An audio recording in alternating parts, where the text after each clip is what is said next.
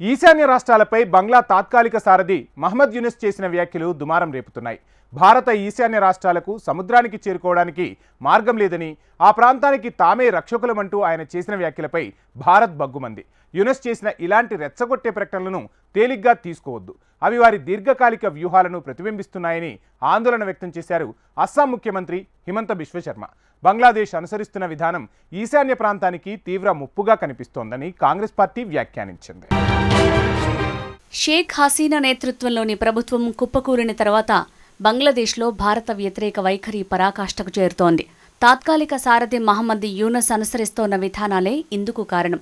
బంగ్లాదేశ్ క్రమంగా భారత్కు దూరమై పాకిస్తాన్, చైనాతో సంబంధాలు పెంచుకునే ప్రయత్నాలు తీవ్రం చేసింది. ఇప్పటికే పాకిస్తాన్తో సంబంధాలు మెరుగుపరుచుకున్న యూనుస్ తాజాగా చైనా పర్యటనకు వెళ్లారు. ఈ సందర్భంగా ఆ దేశ అధ్యక్షుడు షీ జిన్పింగ్తోనూ భేటీ అయ్యారు. ఆ దేశంలో చైనా కార్యకలాపాలు విస్తరించుకోవచ్చని ఆహ్వానం పలికారు బంగ్లా అధ్యక్షుడు. బంగ్లాదేశ్ ఆర్థిక వ్యవస్థను పునరుద్ధరించడానికి పెట్టుబడుల్ని పెంచాలని కోరారు. తీస్తా నది సమగ్ర నిర్వహణ, పునరుద్ధరణ ప్రాజెక్టులో పాల్గొనడానికి చైనా కంపెనీలను బంగ్లాదేశ్ స్వాగతించింది. చైనా ఇస్తున్న రుణాలకు వడ్డీలను తగ్గించాలని, ఆ దేశ నిధులు అందుతున్న ప్రాజెక్టులకు కమిట్మెంట్ ఫీజును మాఫీ చేయాలని యూనుస్ కోరారు. అలాగే పలు అభివృద్ధి ప్రాజెక్టులకు మద్దతు ఇవ్వాలన్నారు. చైనాను మంచి మిత్రుడిగా చూడటం తమ దేశానికి ఎంతో ముఖ్యమని పేర్కొన్నారు. రెండు దేశాల మధ్య సంబంధాలు కొత్త దశలోకి ప్రవేశిస్తాయని ఆశిస్తున్నట్లు యూనుస్ తెలిపారు. బంగ్లాదేశ్ తాత్కాలిక అధ్యక్షుడు చైనా పెట్టుబడులతో తమ దేశాన్ని అభివృద్ధి చేసుకోవాలని భావిస్తే ఎవరికీ అభ్యంతరం లేదు.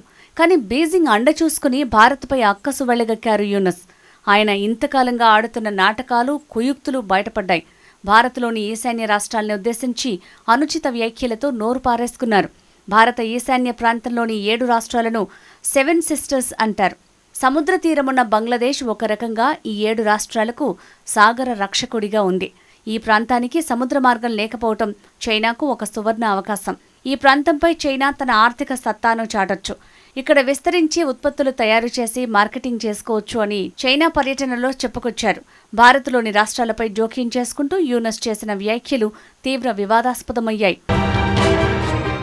7 సిస్టర్స్గా పిలిచే ఈశాన్య రాష్ట్రంలోని అరుణాచల్ ప్రదేశ్, అస్సాం, మణిపూర్, మేఘాలయ, మిజోరాం, నాగాలాండ్, త్రిపుర రాష్ట్రాలు బంగ్లాదేశ్ చుట్టూ ఉంటాయి. వీటిని కలిపే భారత ప్రధాన భూభాగం పశ్చిమ బెంగాల్లోని సిలిగురి భూభాగంలో ఉంటుంది. ఈ ప్రాంతంలో కొంత భాగం కేవలం 22 కిలోమీటర్ల వెడల్పుంది. దీన్నే చికెన్స్ నెక్ కారిడార్ అంటారు. ఇది నేపాల్, భూటాన్, బంగ్లాదేశ్లకు అతి దగ్గరలో ఉంది. చైనా ఆధీనంలోని చుంబీ లోయ దీనికి అత్యంత సమీపంలో ఉంది. ఈ ప్రదేశంపై దాడి చేసి భారత్ నుంచి ఈశాన్య రాష్ట్రాల్ని వేరు చేసే ప్రమాదం ఉందని సైనిక వ్యూహకర్తలు కొన్ని దశాబ్దాలుగా ఆందోళన చెందుతున్నారు. ఇదే జరిగితే ఈశాన్య ప్రాంతంలోని సైనిక దళాలకు సరఫరాలు కష్టమైపోతాయి. డోక్లాం ట్రై జంక్షన్ వద్ద చైనా రోడ్డు నిర్మాణాల్ని భారత్ దళాలు అడ్డుకోవటానికి గల ప్రధాన కారణాలు ఇది కూడా ఒకటి. డోక్లాం ప్రాంతం తమదేనంటూ చైనా వాదిస్తూ వస్తోంది. ఈ విషయమై 2017లో భారత్, చైనాల మధ్య 72 రోజుల పాటు ప్రతిష్టంభన నెలకొంది. భారత సరిహద్దుల్లో చైనా విస్తరణ ప్రమాదకరంగా మారింది. ఇప్పటికీ పాకిస్తాన్లోని గ్వాదర్ ఓడరేవులో సిపిక్ ప్రాజెక్టు పేరుతో చైనా పాగా వేసింది. దీంతో అరేబియా సముద్రం మీద పట్టు దొరికింది. ఇప్పుడు బంగ్లాదేశ్లో మోంగ్లా ఓడరేవును ఆధునీకరించేందుకు ఒప్పందం చేసుకుంది చైనా. తద్వారా బంగాళాఖాతం మీద పాగా వేసే అవకాశం దొరికింది. ఇది ఒక రకంగా భారత ప్రయోజనాలకు భంగకరమనే చెప్పొచ్చు. షేక్ హసీనాకు ఇచ్చారనే కారణంతో భారత్కు వ్యతిరేకంగా మాట్లాడుతున్న యూనుస్ ఇప్పుడు చైనాను నెత్తికెక్కించుకునేందుకు ప్రయత్నిస్తున్నారు.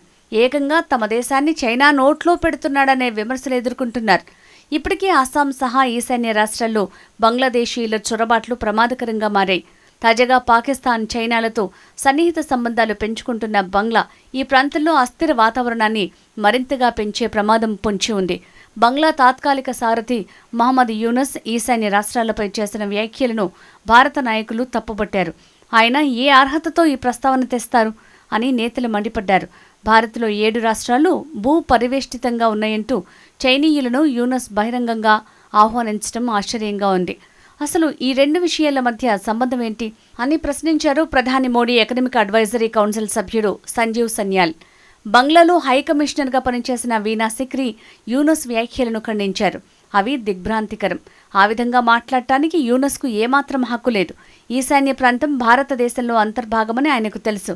ఈశాన్య భారతం ద్వారా బంగాళాఖాతంలోకి ప్రవేశించడంపై బంగ్లాతో అధికారిక ఒప్పందాలున్నాయని స్పష్టం చేశారు. మహమ్మద్ యూనస్ తీరును అస్సాం సీఎం హిమంత బిశ్వ శర్మ తీవ్రంగా ఖండించారు. బంగ్లా భారత వ్యూహాత్మక కారిడార్ చికెన్స్ నెక్ కారిడార్తో ముడిపడి ఉన్న అంశాలను అడ్డుపెట్టుకుని యూనస్ చేసిన వ్యాఖ్యలు అభ్యంతరకరమన్నారు హిమంత బిశ్వ. ఇలాంటి రెచ్చగొట్టే ప్రకటనల్ని తేలిగ్గా తీసుకోవద్దు, అవి వారి దీర్ఘకాలిక వ్యూహాలను ప్రతిబింబిస్తున్నాయని అన్నారు. భారత ప్రధాన భూభాగాన్ని ఈశాన్య ప్రాంతాన్ని విడదీసేలా స్వదేశంలోనే వ్యతిరేక శక్తులు ప్రయత్నించాయన్నారు. అందుకే ఆ కారిడార్ అంతటా సమర్థవంతమైన రైల్వే రోడ్డు నెట్వర్క్ అభివృద్ధి చేయటం అత్యావశ్యకం. ఇంకా చికెన్ నెక్ని బైపాస్ చేసేలా 2 భూభాగాలను అనుసంధానించే ప్రత్యామ్నాయ రహదారి మార్గాలకు ప్రాధాన్యత ఇవ్వాలి. అయితే అందుకు ఎన్నో సవాళ్లు ఎదురవుతాయి. సంకల్పం ఆవిష్కరణలతో ఆ దిశగా విజయం సాధించొచ్చు అని సూచించారు. యూనస్ తీవ్ర పరిణామాలు ఊహించకుండా ఏది పడితే అది మాట్లాడొద్దని మణిపూర్ మాజీ ముఖ్యమంత్రి ఎన్ బీరేన్ సింగ్ హితవు పలికారు. యూనస్ వ్యాఖ్యలపై త్రిపురలోని తిప్రా మోతా పార్టీ చీఫ్ రాజవంశీకుడు ప్రద్యోత్ దేబర్మా మాణిక్య ఘాటుగా స్పందించారు. ఇరుకైన చికెన్ నెక్ కారిడార్లు భారత సైన్యం మోహరింపు, పటిష్టమైన భద్రతపై దృష్టి పెట్టడంతో పాటు ఈసారి ఏకంగా బంగ్లాదేశ్ను నిలువుగా చీల్చి ఈశాన్య రాష్ట్రాలకు సముద్ర మార్గాన్ని ఏర్పాటు చేయాలి. అసలు 1947 బంగ్లాదేశ్లోని చిట్టగాంగ్ నౌకాశ్రయం మన చేతికొచ్చినా త్యజించటం ఆనాడు చేసిన పెద్ద తప్పు అని ప్రద్యోత్ అన్నారు. కాంగ్రెస్ పార్టీ కూడా యూనస్ వ్యాఖ్యల్ని తప్పుపట్టింది. బంగ్లాదేశ్ అనుసరిస్తున్న విధానం మన ఈశాన్య ప్రాంతానికి తీవ్ర ముప్పుగా కనిపిస్తోందన్నారు ఆ పార్టీ సీనియర్ నేత పవన్ ఖేడా. మన ప్రభుత్వం మణిపూర్ను పట్టించుకోవటం లేదు. అరుణాచల్ ప్రదేశ్ సరిహద్దులో ఒక గ్రామాన్ని నిర్మించింది. బంగ్లాదేశ్ నిర్మాణంలో కీలక పాత్ర పోషించిన మనల్నే చుట్టుముట్టాలని ఆ దేశం ప్రయత్నిస్తోంది. అలాంటి పరిస్థితుల్లో మన విదేశాంగ విధానం దయనీయంగా కనిపిస్తోంది అని ఆగ్రహం వ్యక్తం చేశారు. ఇలాంటి పరిస్థితుల్లో ఈశాన్య రాష్ట్రాల పరంగా కేంద్ర ప్రభుత్వ విదేశాంగ విధానం ఏ విధంగా ఉండనుందని కాంగ్రెస్ ప్రశ్నించింది.